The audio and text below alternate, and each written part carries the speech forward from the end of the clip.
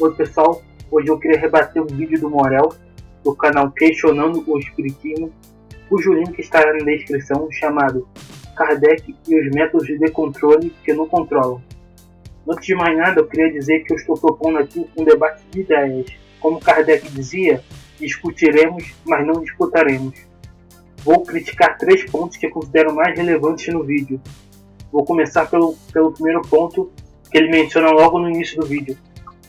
Como nós vimos, Kardec não tinha nenhum meio de comprovar se as comunicações eram realmente provindas de espíritos. Isso parece não ter preocupado Kardec. Kardec parecia ter certeza de que todas as comunicações eram provenientes dos espíritos. A preocupação de Kardec, então, era saber se as comunicações eram realmente de quem diziam ser. Por exemplo, um suposto espírito dá uma mensagem e assina essa mensagem com o nome de Napoleão Bonaparte.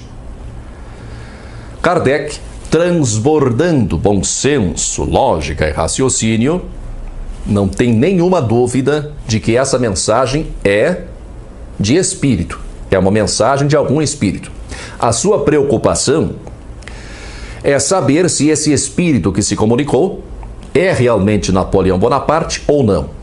Mas Kardec acredita que a mensagem seja de um espírito. Ele não cogita a possibilidade, a hipótese de animismo ou de mistificação. Então, como podemos ver, ele disse que Kardec desconsiderava o animismo. Será mesmo? Vamos ver o seguinte trecho da obra de Kardec. Kardec, do item 223 do Livro dos Médiuns, pergunta o seguinte: as comunicações escritas ou verbais também podem emanar do próprio espírito encarnado no médium? Resposta: a alma do médium pode comunicar-se, como de qualquer outro. Se goza de certo grau de liberdade, recobra suas qualidades de espírito. Tendes a prova disso nas visitas que vos fazem às almas de pessoas vivas, as quais muitas vezes se comunicam convosco pela escrita sem que as chameis. Porque ficais sabendo, entre os espíritos que evocais, alguns há que estão encarnados na terra. Eles, então, vos falam como espíritos e não como homens, porque não se havia de dar o mesmo com o médium. Ou seja, então o que Kardec está falando aqui é que o próprio espírito do médium pode se comunicar ali na mensagem, ali na comunicação. Então o que o Morel está falando, que Kardec não considerava o animismo, é uma mentira. Porque Kardec aqui está claramente considerando o animismo. Ele pode não ter usado esse nome, mas ele considerava sim que o espírito do médium podia interferir e se comunicar na mensagem ali. Assim também com os espíritos. Devemos considerá-los correspondentes que nunca vimos e procurar conhecer o que pensaríamos do saber e do caráter de um homem que dissesse ou escrevesse tais coisas. O exemplo dado por Kardec é válido. Nós conhecemos muito de uma pessoa através daquilo que ela escreve. Mas não podemos, de modo algum, achar que esse princípio seja suficiente para termos algum controle sobre as comunicações atribuídas aos espíritos. Em primeiro lugar, como eu já disse, Kardec acredita que todas as comunicações são de espíritos. Kardec não menciona nenhum meio de averiguar se as comunicações são de fato de espíritos ou se não são. Só isso já faz do seu sistema de controle um sistema furado. Em segundo lugar, embora eu tenha afirmado que o exemplo de Kardec é válido, ele não é de modo algum suficiente. É verdade que a linguagem diz muito sobre a pessoa, tanto pela forma quanto pelo conteúdo, mas nós sabemos que há pessoas que dominam o uso da linguagem, pessoas que são capazes de expressar pensamentos bem diferentes dos seus. Se Kardec lesse os programas de campanha eleitoral dos nossos políticos brasileiros, certamente ele se convenceria de que se trata de pessoas muito boas e corretas. O mesmo acontece em relação à linguagem utilizada em publicidade.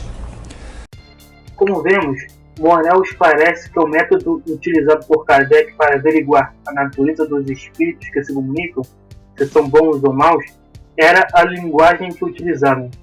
Ele diz que isso não é suficiente. Ele dá o exemplo de políticos e de propagandas que usam a linguagem para enganar. Contudo, Kardec já tinha percebido isso e por isso na terceira ordem da escala espírita há a oitava classe chamada espíritos pseudo-sábios, que se utilizam de uma linguagem boa para enganar os ouvintes e que se passam por personalidades conhecidas para iludir. Vejamos um trecho onde isso fica claro na obra de Kardec. No item 261 do Livro dos Médiuns, Kardec diz: dir-se-á, sem dúvida, que, se um espírito pode imitar uma assinatura, também pode perfeitamente imitar a linguagem. É exato. Alguns temos visto tomar atrevidamente o nome do Cristo e, para infringirem a mistificação, simulavam o estilo evangélico e pronunciavam a torto e a direito estas bem conhecidas palavras. Em verdade vos digo. Estudando, porém, sem prevenção o ditado em seu conjunto, prescrutando o fundo das ideias, o alcance das expressões, quando, a par das belas máximas de caridade, se vêem em recomendações pueris e ridículas, fora preciso estar fascinado para que alguém se equivocasse. Sim, certas partes da forma material da linguagem podem ser imitadas, mas não o pensamento. Jamais a ignorância imitará o verdadeiro saber e jamais o vício imitará a verdadeira virtude. Em qualquer ponto, sempre aparecerá a pontinha da orelha. É então que o médium, assim como o evocador, precisam de toda a perspicácia e de toda a ponderação para destrinchar a verdade da impostura. Devem persuadir-se de que os espíritos perversos são capazes de todos os ardis e de que, quanto mais venerável for o nome com que um espírito se apresente, tanto maior desconfiança deve inspirar. Quantos médiuns têm tido comunicações apócrifas assinadas por Jesus, Maria ou um santo venerado? Então, como vemos aqui, Kardec considerava sim que certos espíritos enganadores podiam sim se utilizar de nomes como Jesus, Maria ou outra personalidade venerada para poder impor mais facilmente sua comunicação, tentando imitar o estilo, tentando imitar a forma desses espíritos. Mas nunca eles conseguiam imitar o pensamento perfeitamente. Eles podiam imitar a forma material da linguagem, mas o pensamento em si eles não conseguem imitar perfeitamente. Então, para Kardec, se o médium e o evocador estiverem atentos, eles sempre vão perceber que ali na comunicação tem algo errado, que tem algo que não bate com a personalidade desses espíritos superiores. Então, qualquer comunicação que a gente receba com a assinatura de Jesus ou Maria, a gente tem que ficar com o pé atrás, porque a gente sabe que esses espíritos mistificadores se utilizam desses nomes para poder impor mais facilmente suas comunicações, para poder impor mais facilmente suas teorias. O outro sistema de controle nunca foi utilizado por ninguém. Eu estou falando do controle universal do ensino dos espíritos.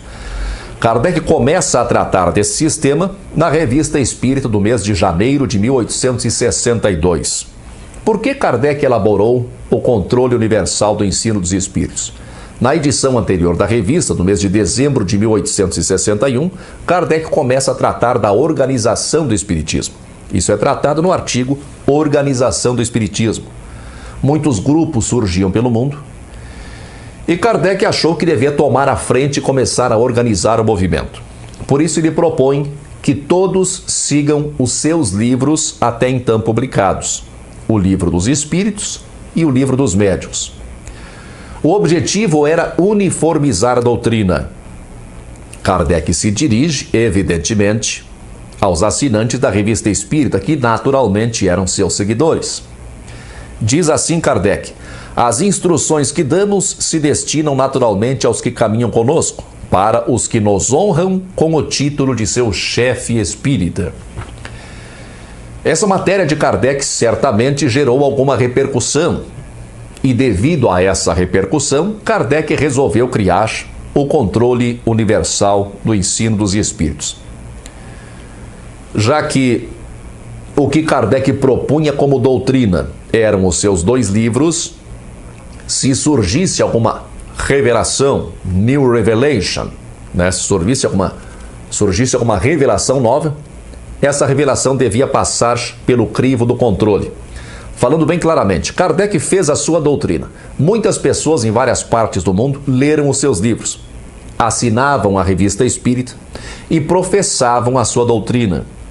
Se alguém ousasse contrariar ou acrescentar algo de novo à doutrina de Kardec, essa novidade deveria passar pelo controle universal do ensino dos espíritos. No fim das contas, a doutrina de Kardec jamais seria questionada por esse meio. Por um motivo muito simples. Quem seguia Kardec é porque tinha aceitado a doutrina, logo não iria contrariar a doutrina. Se algum metido levantasse qualquer questão, essa questão seria exposta às várias sociedades espíritas que seguiam Kardec. Preste atenção neste ponto, Joãozinho. Se uma questão qualquer fosse levantada, ela só seria exposta aos seguidores de Kardec. Como assim? É que o meio através do qual essas questões seriam expostas era a Revista Espírita. Quem assinava a Revista Espírita eram os seguidores de Kardec. As sociedades espíritas seguidoras de Kardec, então, receberiam uma determinada questão para análise e os espíritos se manifestariam a respeito. Ora, é evidente que os espíritos, ou na verdade os supostos médiuns, eles já estavam suficientemente influenciados pela doutrina de Kardec, a ponto de não contrariar nenhum ponto da doutrina. Como vemos, o Morel afirma que Kardec não tinha utilizado o controle universal para a elaboração do Livro dos Espíritos e do Livro dos Médiuns, e que passou a utilizá-lo apenas depois, através da Revista Espírita, pelos assinantes que já estavam influenciados pelas 2 obras anteriores. O Morel afirma depois, um trecho que eu não coloquei para não ficar tão longa a refutação, que essas 2 obras foram feitas apenas pelas médiuns adolescentes. Contudo, eles desconsideram um texto na Revista Espírita, onde Kardec deixa claro que depois de ter trabalhado com as primeiras médiuns, passou tudo aquilo que recebeu pela revisão de muitos outros. Vejamos. Na Revista Espírita, no ano de 1858, no mês de janeiro, Kardec faz um comentário a respeito do Livro dos Espíritos e diz: os primeiros médiuns que concorreram para o nosso trabalho foram as senhoritas B, cuja boa vontade jamais nos faltou. O livro foi quase todo escrito por seu intermédio em presença de numeroso público que assistia às sessões, nos quais tinham mais vivo interesse. Mais tarde, os espíritos recomendaram uma revisão completa em sessões particulares, tendo-se feito, então, todas as adições e correções que eles julgaram necessárias. Esta parte essencial do trabalho foi feita com o concurso da senhorita Jafé, a qual se prestou com a melhor boa vontade e o mais completo desinteresse a todas as exigências dos espíritos, porque eram eles que marcavam dia e hora para as suas lições. Então, como podemos ver, Kardec, depois que o Livro dos Espíritos foi concluído, através das primeiras médiuns adolescentes, ele passou tudo aquilo pela revisão de outros médiuns. E um desses médiuns foi a senhorita Jafé. Mas ele revisou tudo aquilo que ele recebeu, todos os escritos que ele recebeu, pela revisão de vários médiuns que fizeram adições e correções. Então não foram apenas aquelas primeiras médiuns adolescentes. O controle universal foi utilizado desde o começo na obra kardeciana. Então é isso, minha oratória ainda não está tão boa, mas eu espero que tenha ficado claro o conteúdo que eu passei aqui. E nos encontramos no próximo vídeo. Um abraço.